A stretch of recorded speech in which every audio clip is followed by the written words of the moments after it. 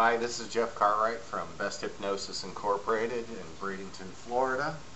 I'm a professional hypnotist, and I'm going to talk a little bit about pink elephants. No, I was going to talk a little bit about not looking at things like right now. I'd like for you to just not look at this label on my shirt. Okay, what I'm going to talk about actually is suggestion. I just gave you two suggestions. They were worded in a way that actually asked you not to do it, but you probably did it anyways. Raise your hand if you thought of a pink elephant. Okay, raise your hand if you looked at the label on my shirt. Okay, so we're all pretty suggestible, even in the conscious state. So we don't actually have to be in hypnosis. But this is an interesting thing to think about if you want to go down this road as to how people can be directed. If you look at the work of Milton H. Erickson and the art of persuasion, how people's thoughts can be directed in a specific manner through suggestion. Car salesmen are generally pretty good at this. Used car salesmen better than like new dealers.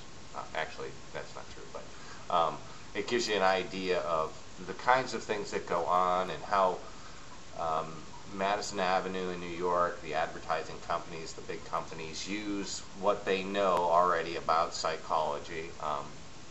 If you're watching this on YouTube, you have the opportunity to see probably one of the most brilliant art of persuasion people on the face of the earth, a gentleman from England who has TV shows in England called Darren Brown. His name is Darren Brown. You can just YouTube Darren Brown and come up with a bunch of videos on him and his TV shows.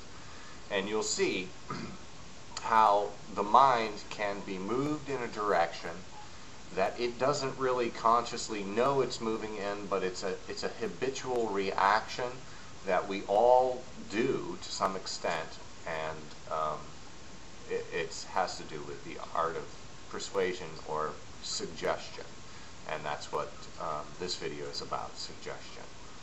For instance, I recently helped a woman who wanted to get over, I wouldn't really call it an addiction to chocolate, but she felt like she was too involved with eating chocolate.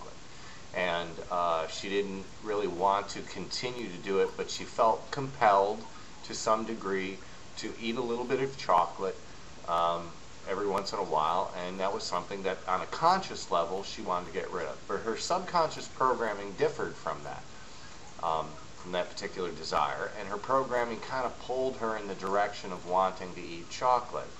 So without actually anchoring her, which is something done in NLP, I just had her visualize chocolate for a little bit. And you can go along with this and try it yourself right now. If there's something in your life that you really don't want in your life anymore, instead of visualizing chocolate, visualize that. And as you begin to think about it, imagine it, hold it in your mind. Go ahead and let that picture of what it is become much more vivid, much stronger. Make sure that it's in color so that you can see it in your mind's eye while it's in color. You can even close your eyes and just listen to this video as I continue to describe that feeling, and feel that feeling while you're visualizing the thing. It kind of draws you to it, the way that it pulls you in as you feel the joy and the associative emotions that come along with that particular thing. And right now, what I'd like you to do real quickly is just think about what it would be like to eat a cockroach. You know, that kind of crunchy, snappy popping of the goo that's in the back of the cockroach. And think about that for a little bit as you associate the two things together. And now you no longer really want that other item because you've made the association to a negative as to what used to be a positive. What I did for this woman was we talked about cockroaches and what it might be like to actually eat a cockroach.